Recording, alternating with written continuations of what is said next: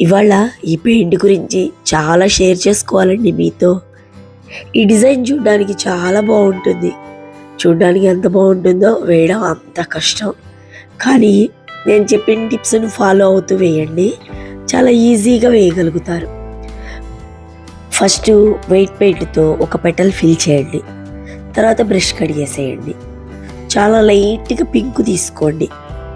పెటల్స్కి half వరకు వేసి మళ్ళీ బ్రష్ కడిగేయండి.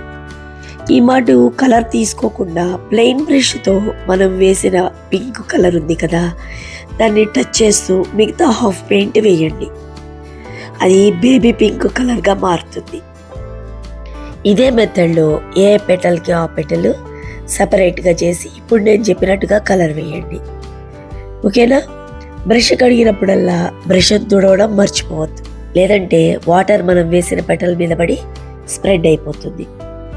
పెయింట్ వేస్తున్నప్పుడు బ్రష్ కొంచెం పైకి పట్టుకొని వేయండి, లేదంటే కింద ఆల్రెడీ వేసిన పెయింట్ మీ చేతికి అంటి క్లాత్కి ఇంకో చోట అంటుతుంది.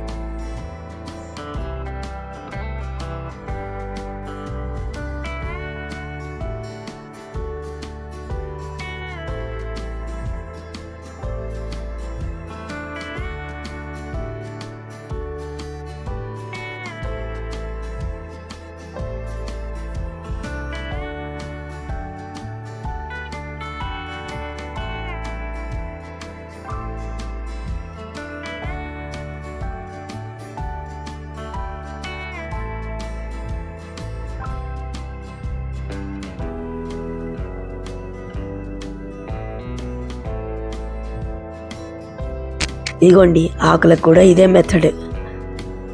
మనం గుర్తుపెట్టుకోవాల్సిన ఏంటి, బ్రష్ కడిగినప్పుడల్లా తుడవాలి. నెక్స్ట్ పెటల్ కానీ లీఫ్ కానీ ఏవైనా వేసేటప్పుడు పెయింట్ తీసుకునేటప్పుడు చాలా కొద్దిగా తీసుకోవాలి. మనం వేసేటప్పుడు పెయింట్ని మనం చాలా ఓర్పుగా వేయాలండి, చాలా కాన్సన్ట్రేషన్తో. అప్పుడే మన పెయింట్ చాలా బాగా వస్తుంది. ఈ పెయింట్ మీకు నచ్చితే మీ ఫ్రెండ్స్కి షేర్ చేయండి. Thanks for watching.